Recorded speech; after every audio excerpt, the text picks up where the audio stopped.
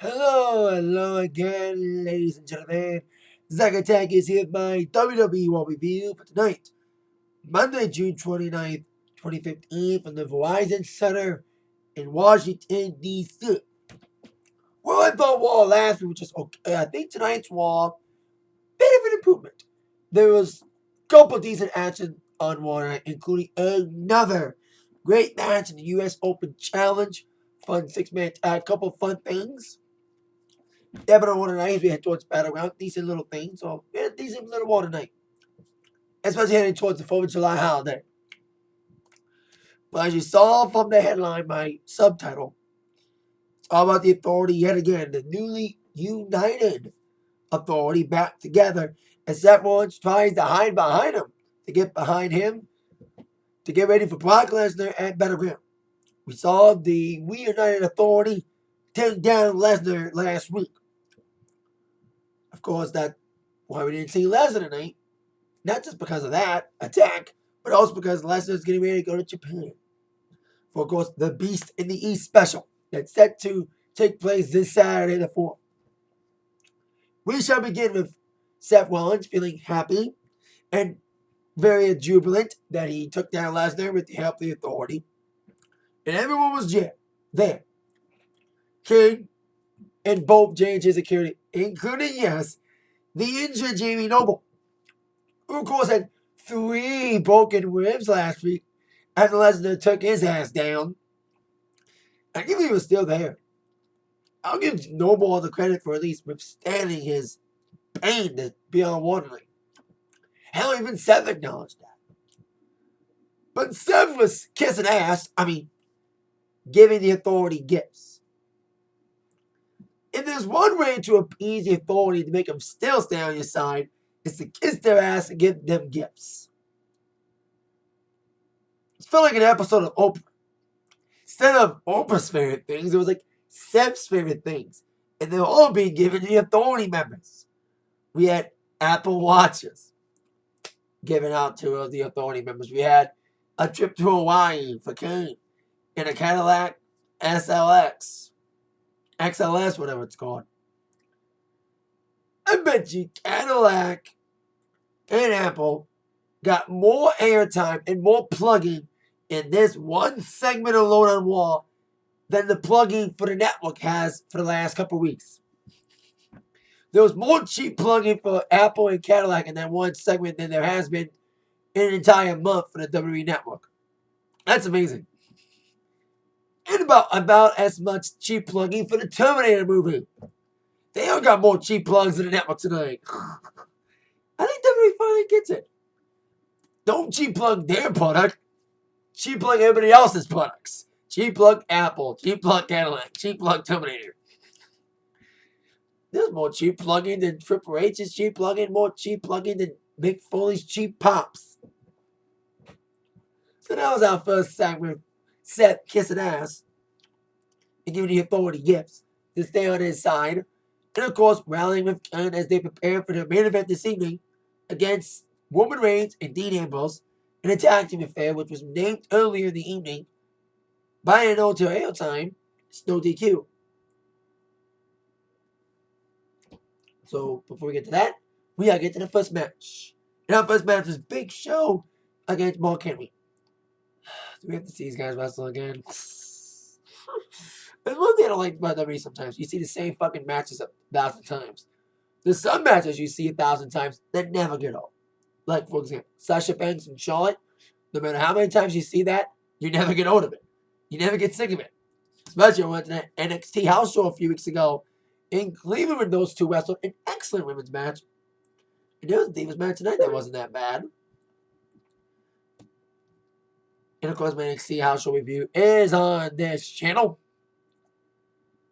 So, there you go. But Mark Henry Big Show, short match was stupid. Despite Mark Henry's best efforts to outpower the Big Show, power against power. Big Show came with some big moves. Punch! 1, 2, 3 victory for Big Show. Reigning supreme. But then Ryback came out, wanting a little bit of revenge after that fight between him and Big Show backstage last week. He took down the Big Show and Miz, who was at ringside commentating. he had a little sneak attack on Ryback. They were supposed to fight later on one-on-one. But tonight, they decided to have that match then and there.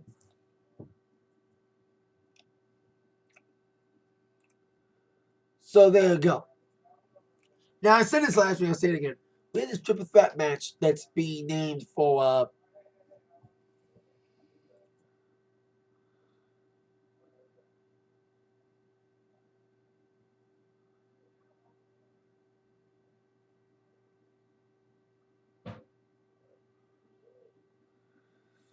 you know what I mean? The triple threat being announced. Miz has been like, in my mind, the third banana. He's like the third wheel. He's overlooked because everyone's focused on Big Ryback and Big Show. Miz tried to prove that he's not just a third banana in this match and didn't belong in it. He tried to say that he belonged in his one-on-one affair against Ryback, despite getting some few shots in. Ryback had some big answers, especially with a big, long vertical suplex. He held on Miz longer than the cheap blocks. He held on to that longer than the minutes of the cheap plug in the night. So, Ryback looked strong. Miz looked weak again and tried to not look like a third banana, but he looked weak by taking a count out. As Ryback wins by count out. So the first two matches kind of hindered Raw a little bit, started on the wrong foot. The ass kissing, Raw carrying Big Show being and the Ryback Miz ending cheap. But then we had our next match, which kind of took things away. A decent Divas match against Paige and Alicia Fox. In my mind, Paige carried the match. In my opinion, it was a decent match between Paige and Alicia, and trying to get Paige a victory and trying to rally more people, at least trying to win, to make people believe in her and try to rally with her against the Bella Twins. With no Divas signing with her. Maybe some Divas from NXT may come in. I don't know when they're going to bring him in, but maybe they'll bring him in. There's been Ooklings. Since Paige is a former NXT person, she's like, hey, if none of the main roster wants to sign with me, maybe some of my fellow NXTers want to come in. Not just join me, but make a name for themselves as well. Put egos aside, like Charlotte and Sasha and Bayley. If they can bring in the NXT champion and make him look so tough, they should bring in some NXT deals. I've been saying that for a while. And it may come eventually. So in a decent match, Paige got the victory by stealing one as Alicia Fox got a pin, but then Paige turned it over and got the victory on her own. So there you go. Actually, not the big of a match. NXT Divas matches are still better, but I'll give Paige credit for at least putting on a decent match against Alicia Fox. Now, on with the next affair. Match of the night for sure. John Cena's Open Challenge returned. Following 2 weeks away, we saw Owens come out. We were like, wait a minute. Owens is supposed to face Cena at Battleground. Not only that, he's got another big match to prepare for. The NXT Championship match he's set for Saturday against Finn Balor. And he could possibly lose the title. Especially if he's going for the US Championship. And he'll probably win that title. That's what I'm thinking. I predicted that Finn Balor will probably beat Owens at Japan. And Owens will probably be US Champion. I think that's the path they're going right now. So I was like, is Owens going to face Cena tonight? Didn't happen. Instead, Owens decided to bring out Cena's real opponent, Cesaro. Another great match in the Open Challenge, as I mentioned earlier in the promo, earlier in the video. Both guys did awesomely. Cena, everyone applauds his opponents. Cena for weeks, it takes two to tango. It's not just the opponent. It's Cena. Yes, we know these Open Challenges are kind of unfair because you know Cena wins all the time. But the opponent looks good. Especially in Cesaro's case. It was more of a proving ground for Cesaro to prove he's a great singles entity, especially with his partner, Tyson Kidd, laid out with a neck injury. He just had it recently, the surgery. I saw the picture of him with the screws in his neck. And Brendan Tyson was watching as Cesaro wore a special glove with his name on it into the sharpshooter many times in homage to his fallen tag team partner.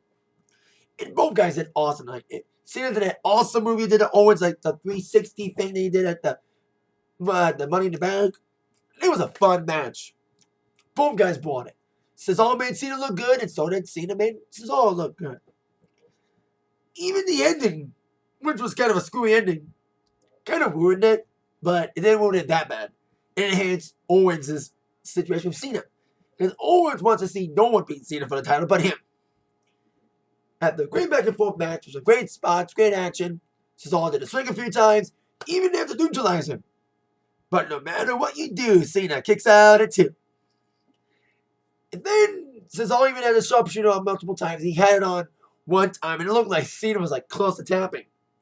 Owens, who was commentating, got in the ring, bang, put the crap out of Cesaro, bringing it up, causing DQ. It causes Cena to retain. Papa power bombing Cesaro. And also hitting Cena with 1, 2. So yeah, I was kind of like disappointed at the screwy ending because of I don't like screwy endings. Even though, and especially a screwy ending on a good match. But it didn't hurt it that bad because it was always interfering to make sure Cena did not lose the title. So it enhanced their situation. It enhanced their feud. It made Cesaro look good as well. It made Cesaro not get pinned by Cena. That's the only positive. Cesaro didn't get pinned by Cena, so at least he didn't get buried too bad. You know, at least he never lost, really. You know, he didn't get pinned. So, because I thought he was going to win clean, but seeing Owens interfere didn't really hurt it. But it was a great match, nonetheless. Great match. Even with the ending, it was a great match between Cesaro and fun match between both these guys. Oh, WWE takes advantage of Cesaro because he looked good out there against Cena.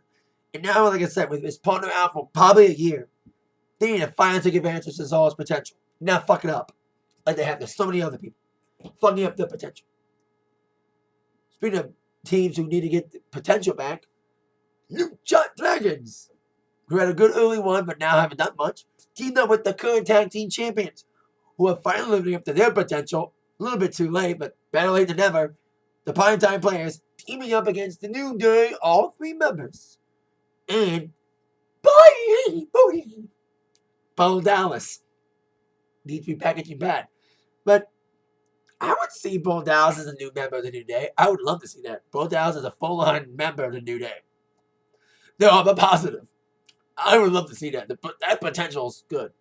It would really help Bo Dallas' character and help him get not we hate you, go home heat.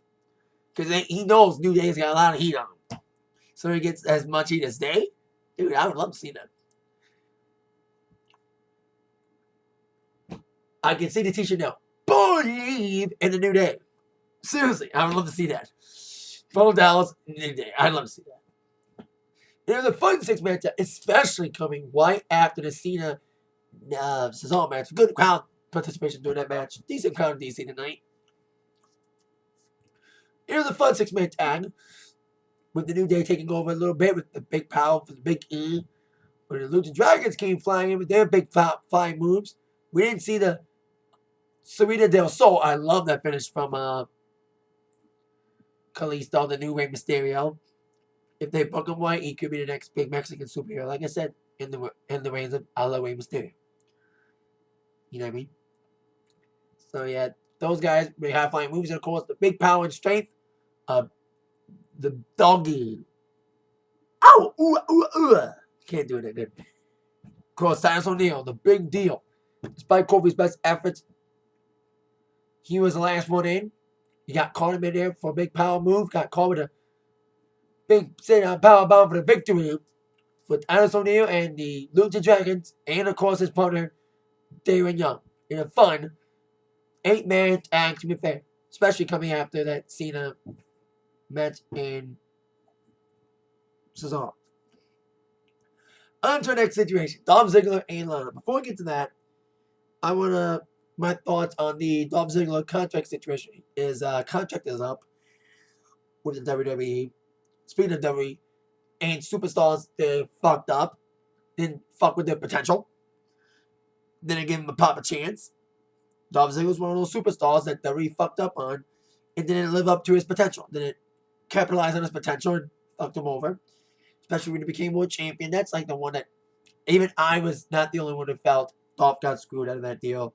When he became world champion in 2013, only to lose it in his first title defense after getting concussed. I felt he got screwed in that deal. Never came back. Never recovered from it. Never got a proper chance again, even with a good showing at Survivor Series. There's rumors he resigned, and some rumors saying he hasn't signed on again yet. In my mind, he should leave. If WWE won't do anything with him, fuck it. Go to Ring of Honor or something. Unless WWE promises him to book him better, fuck WWE. I like WWE, but they make some mistakes. And the mistake with Ziggler is he's a great athlete, great asset, and they're not utilizing him good. Swagger's another utilizer too. They're both former tag team partners, and they're both laying down on the wayside, brushing him off. Especially Ziggler, who's been more than just frustrated.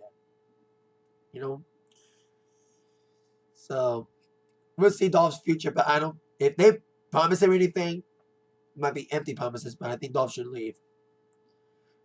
He saw what happened with CM Punk. He saw what he did. So what Punk did when he got frustrated. He walked out, went to UFC. So see what Dolph does.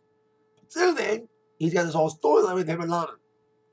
They've been on and off lovers, and now they kind of came out public, really. And here comes Rusev, who now has his new crush. Crash! Rusev got a crash! Summer Rae. We saw her last week, even with the leg injury. At least they're using Rusev, but I would rather see them not use Rusev at all than how they're doing it. As much as I love seeing Rusev still get used in the storyline despite the injury, I'd rather see him not get used at all and just let him recover. Like Jamie Noble's walking around with 3 broken ribs. It's not as bad as seeing Rusev walk around on crutches with a broken leg. Should be resting properly, not being used there on television.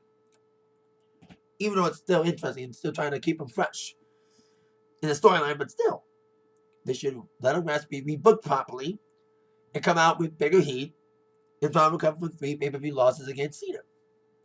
Someone came out with Rusev, and she's like, "You're conniving, phony," which is true because Lana's not really Russian.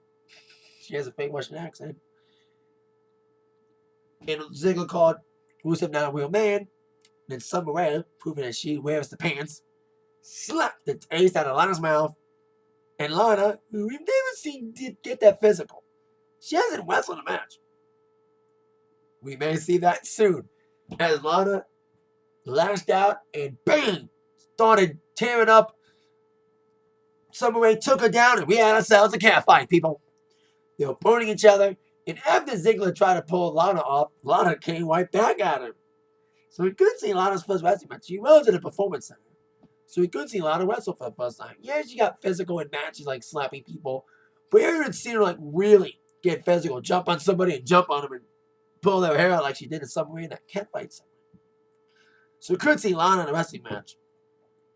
I'd rather see that at SummerSlam than Battleground. There's so many things I'd rather see at SummerSlam than at Battleground. Now, unfortunately, the only way we can see those at SummerSlam is screwy endings. So there you go. On to our next affair. Neville against Sheamus. I hope WWE doesn't fuck up Neville's potential too. He was another guy who should be booked. He had a great match in the second week of his main roster career against Seth Rollins. And they haven't taken advantage of it yet. He was in Money in the Bank. Should have had him at a better spot than he did. Should have done like where they were off the ladder. I thought they were going to do something cool like that, but they didn't. And they gave Money in the Bank to Sheamus. Better than Reigns, but still. So, you want to match on Sheamus for Money in the Bank, so that's match tonight. Decent match for what it was. It was the power and the strength of Sheamus against the high flying speed of Neville. Both guys used their strengths to their advantage.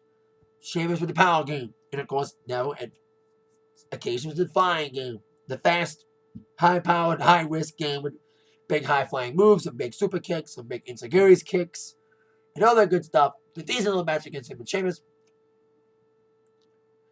Then Sheamus was trying to taunt the crowd with his, "Oh, you not entertained" thing. That's what he does now.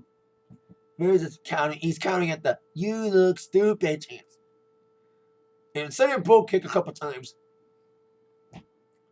Neville trying to set up his own move too. Big insecurity trying to set up with Arrow at one point, but then Sheamus tripped him up, and then that's when he was setting up for the ball kick the first time. Neville ducked out of it, got him roll up, tried to bridge, but then Sheamus quickly kicked out. Second attempt at the ball kick connects. 1-2-3 victory for the Mr. Money in the Bank, Sheamus. Never good showing. We'll see what WWE does with him. And I talked about this guy earlier. We underutilized. Jack Swagger's been floundering since losing Zeb Coulter. And how poignant we were in Washington, D.C. It's like, hey, we're in Washington, D.C. Let's bring back the All-American American to get his butt kicked against the King.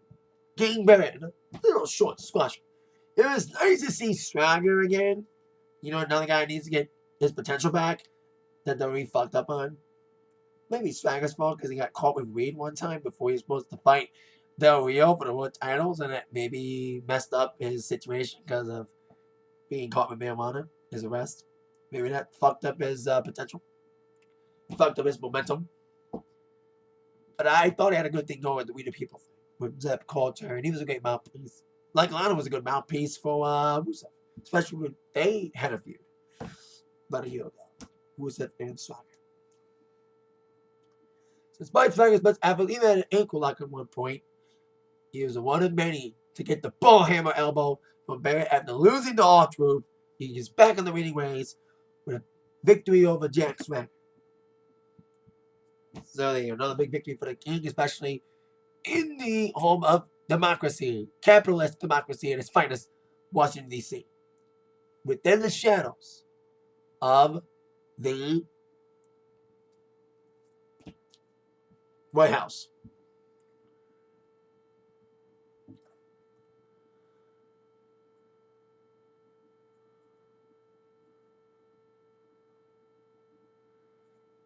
So there I go with that.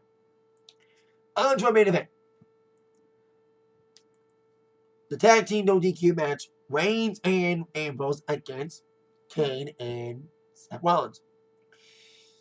Before we get to that segment, that first segment did drag a little bit too. I had mentioned that the main event segment, with it being self-deprecating, with Seth Rollins kissing ass, and you can tell the crowd didn't like it. There was some good crowd action tonight, especially during Cena and Cesaro's match, but there were some dead moments like during that segment. And during main event. Main event was a little drawn out, you know, and I knew there'd be interference because there was no DQ, so I figured someone was going to come out during this match, and I was like, and who? I was right on who. If the no DQ match was okay, I wish there was more better weapon use during the match, not after. Although the candlestick was used a little bit, it was a decent little tag team affair. And James' security got involved. Well, Joey got physical. Since Jamie can't get physical because of his broken ribs, Joey had to do all the muscle work. He was the physical half of James' security tonight. Getting involved and trying to one up Rollins and Kane helping him out against Ambrose and Reigns. And Ambrose did bring it on the table, but got thwarted. And it was okay, a little tag team match with Roman Reigns looking good. Superman punching everybody, including at one point, Superman punching Rollins and Mania. That was a cool spot. And then, as I predicted, Bray Wyatt would get involved. And now there was no DQ, that means Bray Wyatt could get legally involved. And that's what happened. After the Superman punch Fury, here comes Bray Wyatt, who delivered another great promo earlier in the evening. And I think he's trying to get his edge back. And he's getting his edge back against Reigns, even though he'll probably lose it. But I'm going to hope they finally capitalize on Bray's potential. Another guy, they fuck up their potential. And that's one of the W's most common mistakes. Well, the times when they push people properly and give them a good push, there's some people they don't push properly and don't capitalize on their potential. Like Ziggler. Like Cody Rhodes. And Bray Wyatt is on the list too. He's been floundering for months as well. But I think his Reigns feud is doing well. I love this promos. I love what he's doing. The mind games. And he just beat the crap out of Reigns, letting him out on the announce table. And with that, Reigns was out of the match. And Ambrose was quoted. Despite Ambrose trying to outrun the numbers, they all caught up to him as he got choke slammed to hell by Kane. try to go for good deeds. Kind of like I said with the choke slam. And of course, Rollins came in with the pedigree, missed the curve stomp still in the 1-2-3 victory for the Authority, standing tall in this match. They brought the table out, they being James and security. They're finally going to use it on Ambrose. But then Reigns, after getting attacked from Wyatt, finally got back up and tried to outrun the numbers himself. And this is where they dragged. They were just beating up on Reigns. Big time. Reigns kept getting back up. He got slammed, powerbombed through a table, choke slam. It was just a long, drawn out. I thought like Lesnar was going to come out. But I didn't know if Lesnar was going to come out or not, which he didn't. So it was just a beat down on Reigns. You know, powerbombing him through the table, choke slam, the pedigree. And then adding insult to injury as the Authority stood tall, then walked out. Bray Wyatt came back out. And with a poor defenseless Reigns being laid out by the Authority, picked up the pieces and delivered a Sister Abigail as we in the wall, now in the Authority, standing tall, but Bray Wyatt picking up the pieces and delivering the Sister Abigail standing tall. I like that image of Bray Wyatt ending wall. We should have that image more often. Bray Wyatt ending wall. And finally live up to his potential. You know what I mean? It's been going on almost 2 years. A couple weeks from now, I think mid-July will be 2 years since the Wyatt family made their debut. And Bray Wyatt hasn't lived up to his full potential yet, booking-wise and creative-wise, having these pointless feuds with people, making him lose to people that he should not be losing to. You know what I mean? So, even though he'll probably lose against Reigns, hopefully they finally capitalize on this. Some great promos he's been doing. And it was a good match against Reigns. And seems that don't fuck up his potential again. So there you go. Decent one tonight. A little better than last week. There's some decent action. But there were some segments that kind of dragged. The first segment, self-deprecating with Rollins being a kiss ass. And cheap plugging Apple and Cadillac. And the main event dragged. But yeah, some great things, including Cena and Cesaro. I heard that Tyson Kidd was watching, and he tweeted later on that he was happy about Cesaro's effort, especially his homage to him wearing a glove with his name on it, and of course, multiple times during the match, doing the sharpshooter in homage to his fallen tag team partner. So there you go with that. In my wall review for this evening. Thank you so much for watching. That in mind, you've all been attacked by the review from Zach. Thank you so much. See you later. Yeah.